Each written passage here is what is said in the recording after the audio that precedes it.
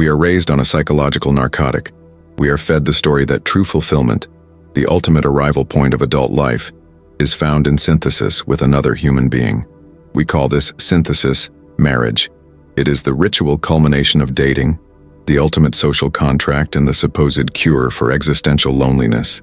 Society celebrates it, religion sanctifies it, and cinema immortalizes it as the greatest victory of the individual spirit.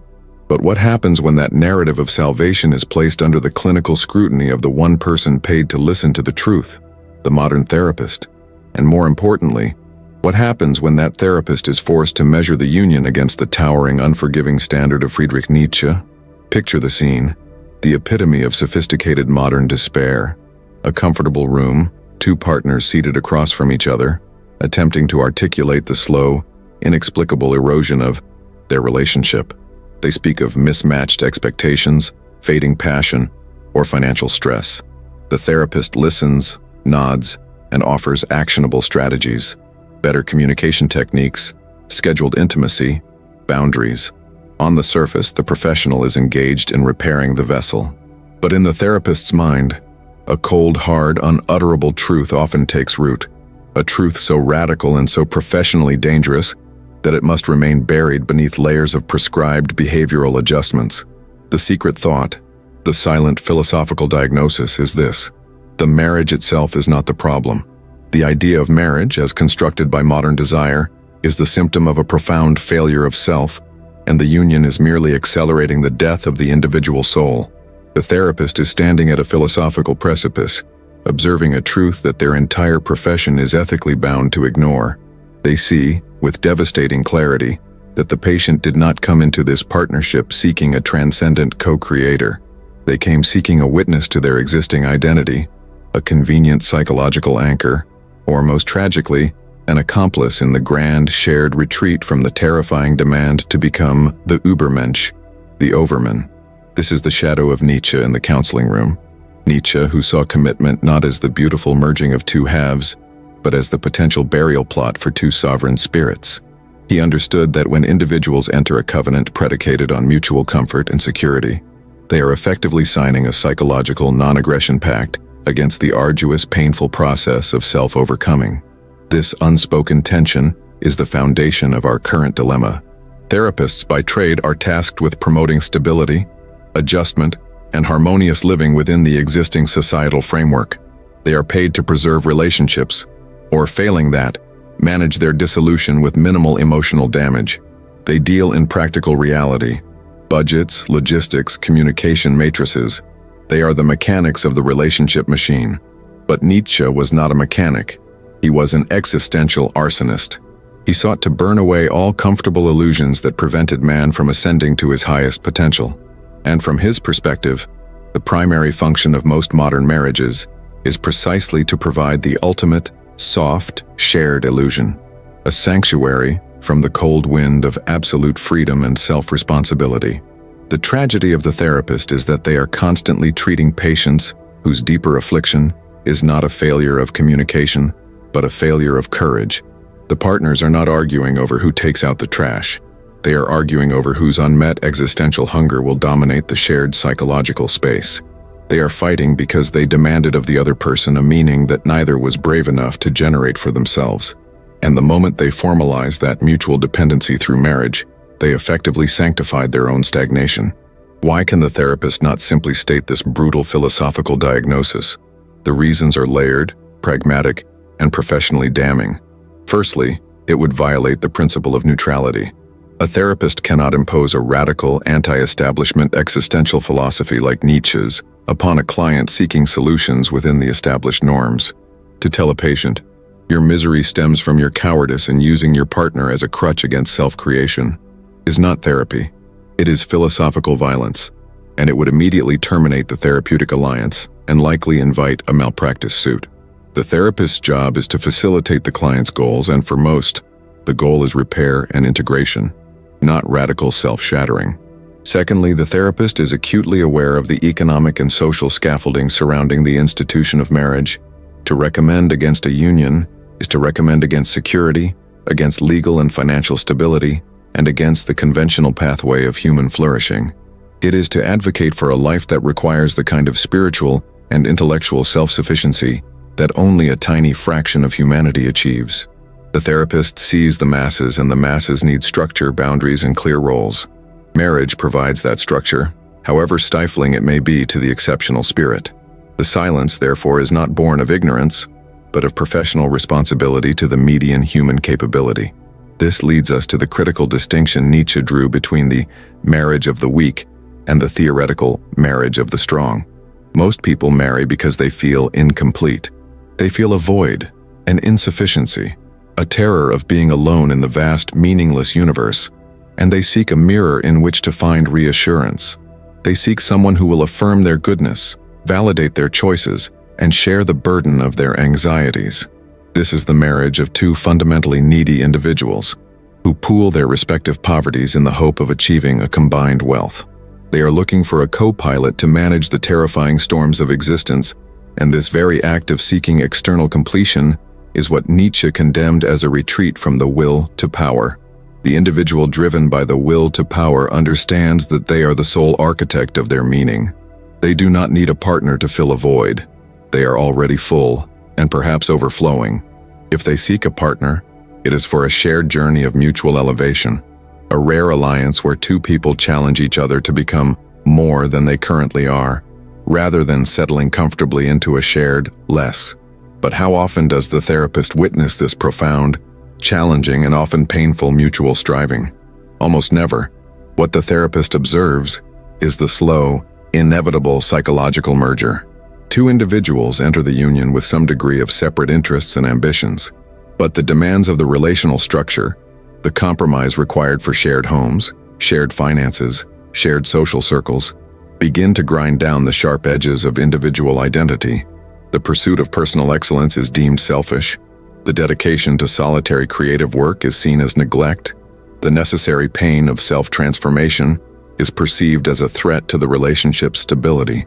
The relationship becomes a kind of gravitational well, pulling both individuals toward the stable, predictable, and mutually agreed-upon median. The spirit retreats into the comfortable cage of routine, mistaking relational harmony for personal peace. This is the central, unstated diagnosis in the therapeutic room. The marriage is successful at its primary goal. It has successfully stifled the individual's potential for radical, discomforting growth. The partners have achieved a state of shared psychological mediocrity. They are secure, but they are dull. They are stable, but they are stagnant. They have traded the terrifying, magnificent potential of their highest self for the predictable comfort of the familiar other. The therapist observes the consequences of this trade: the low-grade resentment, the boredom masked as settling down, the quiet contempt for the person who used to challenge them, but now simply echoes their own compromises. Nietzsche would view this not as love, but as a reciprocal form of slavery. They hold each other captive, ensuring neither one steps too far outside the established boundaries of the shared identity.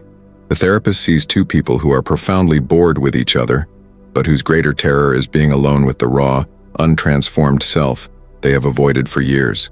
The relationship is a psychological hostage negotiation, where the ultimate ransom is the abandonment of their own existential destiny. This diagnosis explains why the superficial tools offered by therapy often fail. Communication skills cannot fix a fundamental lack of shared meaning. Intimacy exercises cannot repair a spiritual connection that was never based on mutual striving, but on mutual need. The issues presented, money, sex, fidelity, are merely the surface manifestations of a deeper metaphysical agreement to stop evolving. The therapist cannot tell them this, of course, because society demands that the therapist validate the quest for relational stability. They must offer minor adjustments to the system, when what the system truly needs is a complete revolutionary overhaul, or perhaps termination. But before we dissect this brutal truth, pause for a moment. This conversation crosses every border and every culture. Tell me, where in the world are you processing this today? Drop your city in the comments below, because understanding the silence of the therapist requires knowing the soundscape of your reality. The silence of the therapist is a professional necessary evil. They cannot validate the Nietzschean insight that the very act of seeking an anchor outside the self is the genesis of deep unhappiness. They cannot state that the quest for a soulmate is often a sophisticated form of self-avoidance. They are constrained by the Hippocratic oath of the psyche. First, do no social or legal harm. Therefore, they treat the headache, not the spiritual cancer that is causing it. The existential contract of marriage, according to this grim philosophy, is the ultimate test of two people's shared capacity for illusion. They must agree to collectively minimize their true feelings, mask their disappointments, and sustain the performance of happily coupled for their family and peers. They become masters of social conformity, sacrificing authenticity on the altar of stability. The individual who was once a potential force of nature, a creator, a challenger, a figure capable of saying yes to the eternal recurrence of their own life, becomes a domesticated creature, fit only for the comfortable, predictable rhythm of domesticity. This domesticity is the true philosophical tragedy observed by the silent, judging eye of the therapist. It is the victory of comfort over courage, of security over significance. And in the next part, we will explore the 3 specific psychological traps Nietzsche identified that guarantee this fatal mediocrity in modern unions. We are forging a community dedicated to brutal honesty. If you could summarize the core tension of this entire subject, the conflict between societal expectation and existential truth, in one definitive phrase, what would it be? Use your genius and write that statement in the comments right now. Do not let the digital noise silence this vital conversation. Affirm your commitment to truth by hitting the like button and immediately joining this channel. This is not just content. This is a radical intellectual confrontation you deserve to be part of. The foundation has been laid, but the true dismantling of the modern psyche begins now. Next, we plunge into the terrifying details.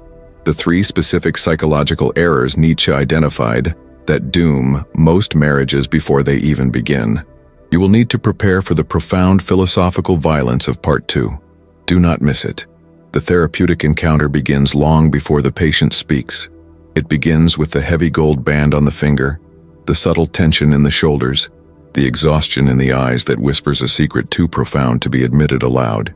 This secret is not infidelity, not financial distress, nor even the slow dissipation of passion. The true agonizing secret that walks into the therapy room every single day is this. What if the commitment I made was the precise point where I stopped growing? What if the promise of safety became the silent executioner of the person I was meant to become? We often view the therapist's office as a sanctuary of truth, a place where hidden realities are brought into the light. But Friedrich Nietzsche would view it differently. He would see it as a pressure cooker of societal constraint, a room where the individual's authentic will to power slams headlong into the impenetrable wall of communal expectation. The modern therapist, regardless of their personal philosophy, operates within the parameters of what Nietzsche contemptuously labeled morality of the herd. Their job is to maintain the functionality of the unit, to mend the broken cog so it can fit back into the machine. Their ethical mandate is adjustment, not transcendence. This fundamental conflict is the source of the profound and dangerous silence that hangs over every conversation about long-term commitment. The patient arrives describing loneliness in proximity, detailing the slow, grinding suffocation caused by shared routine, shared mediocrity, shared being. And the therapist, trained to diagnose depression, anxiety, or relational pathology, sees something deeper, something terrifyingly existential. They see the individual wrestling with the Nietzschean concept of the last man, the one who has chosen comfort over challenge, stability over self-overcoming, a warm mediocrity over the terrifying brilliance of genuine self-creation. And in that moment, the therapist knows the radical truth. The structure of modern marriage, the very covenant that promised fulfillment, is what holds the patient captive to their own stagnation. This pressure is universal, a silent law of gravity that affects the soul everywhere, from the dense towering cities of the north to the quiet sprawling landscapes of the south. The struggle against the self-imposed cage remains the same. Tell us, where in the world is this profound, quiet battle against expectation taking place right now? The therapist, bound by their oath, cannot articulate the Nietzschean diagnosis. They cannot say, your suffering is not a pathology. It is the natural resistance of your higher self rebelling against voluntary servitude. They cannot recommend, abandon the compromise, embrace the terrifying solitude of self-mastery, shatter the idols of shared comfort, and become. Instead, they must offer coping mechanisms, better communication strategies, boundary setting, finding individual hobbies, all temporary salves aimed at making the cage slightly more comfortable, slightly more bearable, rather than providing the key to escape. This professional constraint transforms the therapist into an unwitting guardian of the herd, obligated to defend the very institution that is crushing the patient's unique spirit. Nietzsche understood that the essence of a genuine, self-affirming life is the constant, ruthless struggle for self-overcoming, the will to power. This power is not aggression or domination over others, but mastery over one's own limitations, drives, and inertia. It is a solitary, brutal climb. Modern marriage, however, often acts as a massive anchor dropped precisely when the climb becomes most difficult. It promises that the hardest battles are now shared, diluted, and therefore less intense. It encourages the individual to find meaning not internally, through creation and suffering, but externally, through relational duty and mutual obligation. This shift is lethal to the higher spirit. When the inevitable existential crisis arrives, the moment of self-doubt, the burning need for a radical shift in values, the individual looks not inward for the strength to redefine themselves, but outward, at the spouse, the children, the shared mortgage, and the societal identity built around the we. The cost of transformation becomes astronomically high. To evolve means to destroy the shared structure, to inflict pain, to become the villain in the narrative of the community. This existential terror locks the individual into a state of arrested development, trapped by the manufactured need to maintain stability for the sake of the other. Consider the Nietzschean concept of resentment, the venomous resentment felt by the weak or the subjugated against the strong. Nietzsche argued that marriage, when entered into or maintained out of weakness, fear of loneliness, financial dependence, social propriety, breeds a subtle, pervasive form of resentment. The spouse who sacrifices their professional ambitions silently resents the success of the partner. The partner who forgoes passion for predictability subtly despises the other for providing the very predictability they chose. This resentment is a slow psychological poison. It manifests not as overt conflict, but as passive aggression, emotional withdrawal, and the deliberate erosion of the other's joy or ambition. The therapist observes this dynamic, the delicate dance of mutual psychological sabotage, but again cannot name the true source, the existential compromise. If the therapist were to suggest that the patient's resentment is merely the screaming protest of their own abandoned potential, the societal contract would rupture. Instead, the focus shifts to communication issues, emotional neglect, or attachment styles. The conversation is meticulously redirected away from the radical notion that the relationship itself is the container for mutual mediocrity, a shared bunker against the challenging winds of self-discovery. The silence is maintained because the truth is too disruptive. To admit that marriage often functions as an institution for securing comfort at the expense of greatness would require dismantling the core romantic myths of our civilization.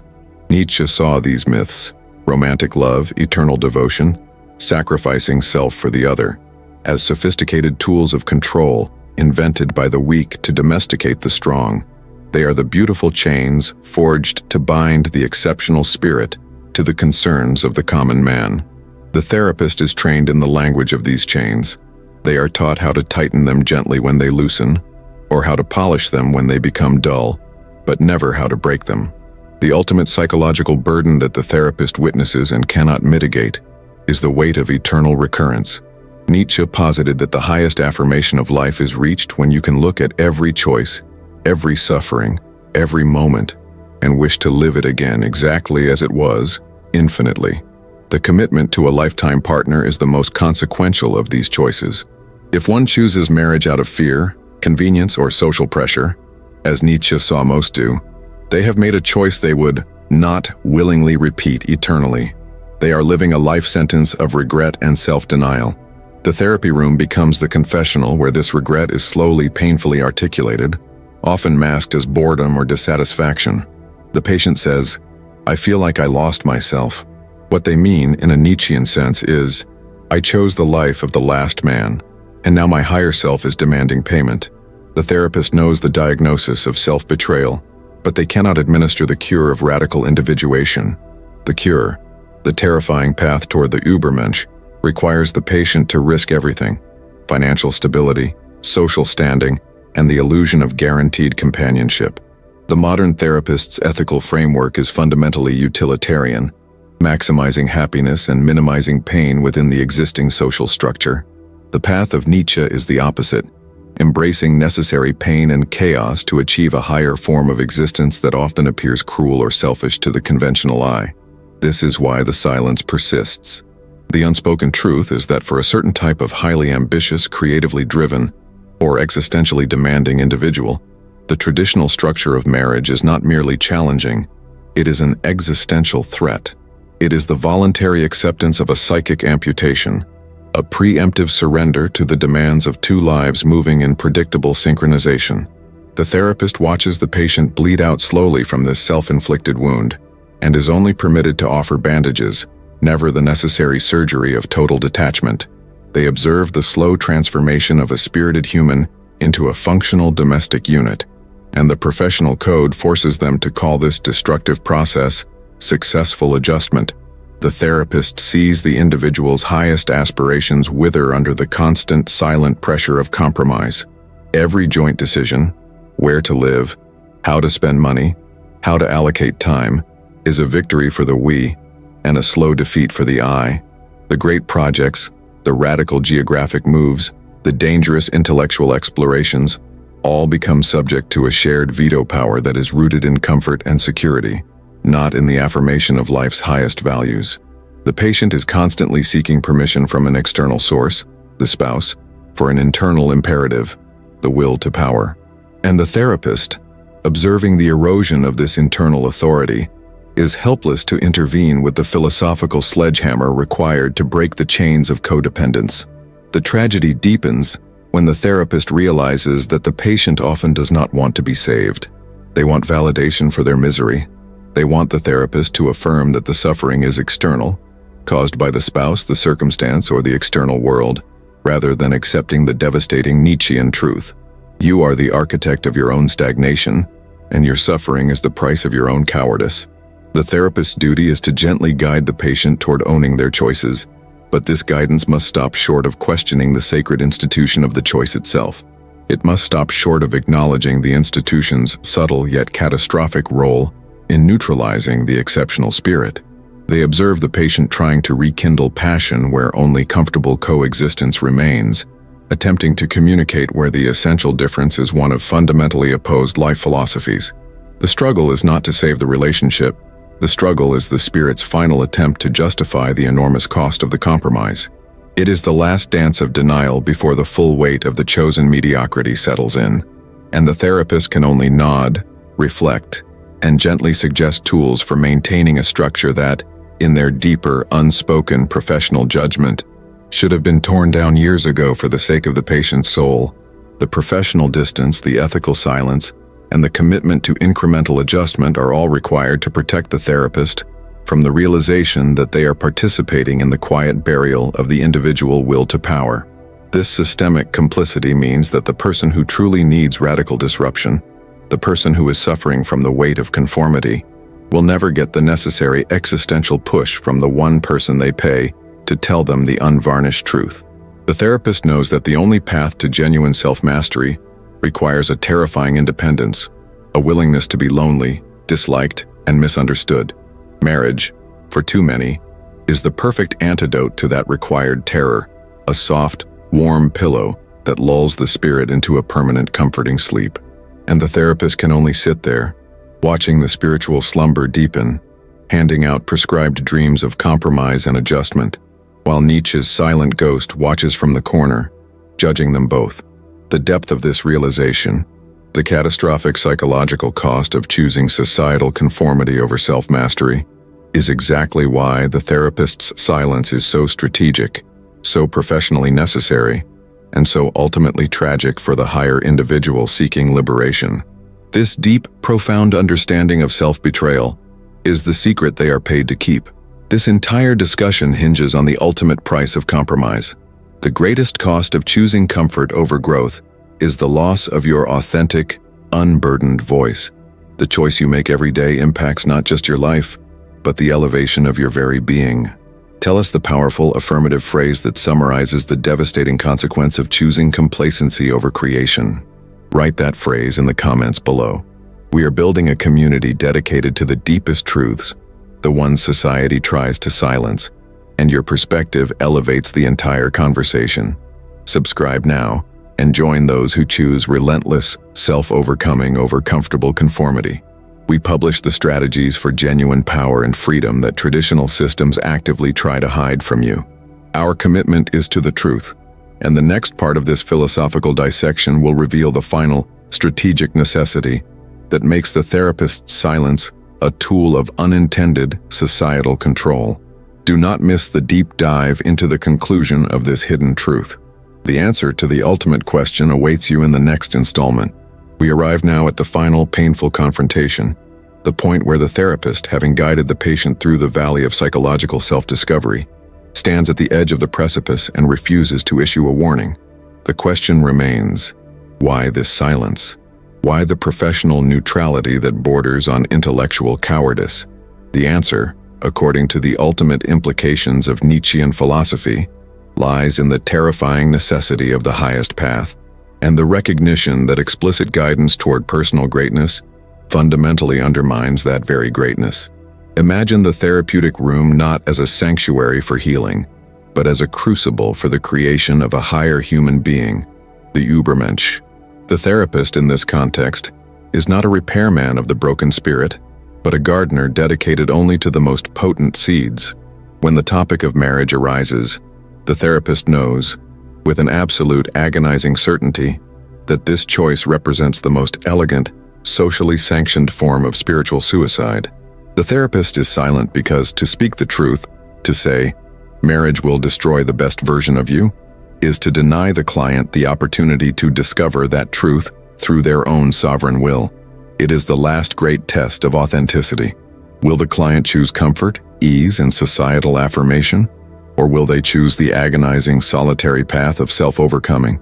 To intervene would be to rob them of their tragic, vital responsibility. Before we delve into the final defining test of the highest philosophy, affirm your presence in this profound discussion. From what city are you confronting this difficult truth today? The silence of the therapist, therefore, is not a failure of nerve. It is the ultimate respect for the client's autonomy, even if that autonomy leads to spiritual disaster. It is the recognition that the philosophy being pursued, the drive toward the Übermensch, cannot be taught or gifted. It must be won through brutal self-affirmation, and the primary battleground for this affirmation is the denial of the very mechanisms that society sets up to make life palatable, predictable, and small. Nietzsche's fundamental critique is that marriage represents a consensus, and greatness never flows from consensus. It is a pact built on the mutual agreement to limit suffering, to share the burden of existence, and, crucially, to halt the perpetual state of flux required for self-creation. The married individual commits to a stationary psychological landscape. They exchange the dynamic, terrifying chaos of becoming for the static, reassuring order of being. And for Nietzsche, this stasis is the slow, intellectual death of the soul. The therapist observes the client contemplating the marital bond and sees not two people seeking companionship, but two people seeking a common shelter against the storm of self-responsibility. They are pooling their weaknesses, hoping that two half-wills can form one whole, predictable, easily managed destiny. But the path to the Übermensch is defined precisely by the refusal to share the burden of destiny. It demands the solitary embrace of the self, the affirmation of one's fate, regardless of its terror or glory. This leads us to the definitive test that silently guides the therapist's recommendation process, a concept so demanding it incinerates the small comforts of conventional life, the eternal recurrence. The therapist, through Nietzschean eyes, doesn't ask, "Is this marriage a good idea?" They ask, "Can this client in this state of relationship affirm their life with such radical intensity that they would willingly, joyfully, live this exact same moment? Every pain, every compromise, every argument, every slow afternoon of shared television, eternally." The eternal recurrence is the hammer Nietzsche uses to smash all moral illusions. It demands that you stand by every choice you have ever made, justifying it not just once but for all time.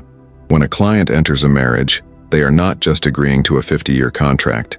They are, philosophically, agreeing to repeat the compromises, the shared lowered standards, and the inevitable domestication of their wild spirit, ad infinitum. The therapist knows that most marriages, when subjected to the blinding light of the eternal recurrence, crumble instantly. Nobody wants to repeat the pettiness, the mutual resentment over unfulfilled ambitions, or the slow creeping boredom that replaces passion forever. The thought is paralyzing, and yet the client proceeds, ignoring the philosophical gravity of the commitment, precisely because they believe they have only one life, allowing them to treat this commitment as a temporary, manageable compromise.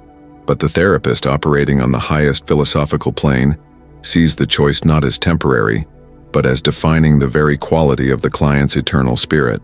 The highest affirmation, amor fati, love of fate, demands that one loves every detail of one's existence, including its suffering, because that suffering is necessary for growth. Marriage, by its very design, attempts to minimize suffering, to mitigate existential risk, and to create a buffer against the world's necessary hostility. It is an act of hedging against fate. By seeking a comfortable, shared existence, the individual rejects the forge of self-creation. Nietzsche recognized that greatness requires conflict.